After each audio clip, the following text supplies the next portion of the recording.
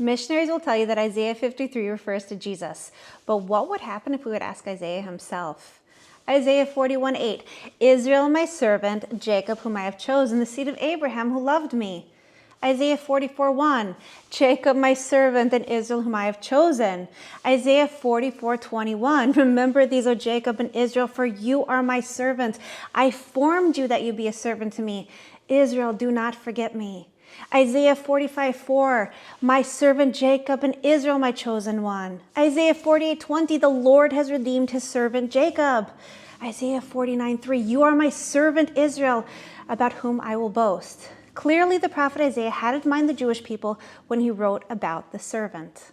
But wait, you say, how can the servant be in the singular and yet refer to a nation of people?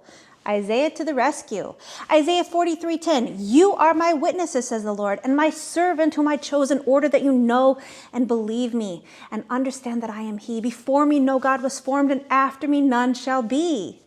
Isaiah speaks of the nation as a collective unit made up of individuals, a servant made up of witnesses. Now, witnesses to what, you ask? Witnesses to the absolute oneness of God. Witnesses to the fact that no God was ever formed inside the belly of a virgin. Moreover, if we look at chapter 53, Isaiah actually does use the plural, sometimes to refer to the singular servant, such as in verse 8, in which the last word is lamo, which means them. Now, wait a second, what are you talking about, you say? You see, if you're reading inside of a Christian Bible, Christian Bibles will often try to translate this word lamo, which means them, as him, in order to make it seem to refer to Jesus. But it is a total scam. Lamo does not mean him, it means them. You see, in order to understand Isaiah chapter 53, you have to read it in context, starting with chapter 52, which introduces the chapter. Right before we get into Isaiah chapter 53, we read that the nations of the world are going to clap their mouths in astonishment, and they're going to realize that they got everything all wrong when the real Messiah comes.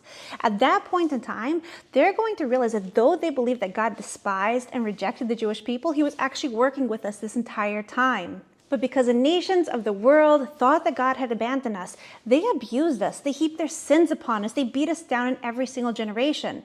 You see, the Jewish people have suffered at the hands of the church, the Nazis, radical Islamists. It doesn't matter. Every generation has tormented the Jewish people, that suffering servant. There is so much more that we could say on this topic, but the bottom line is, it is very clear that in Isaiah's view, the servant is the nation of Israel.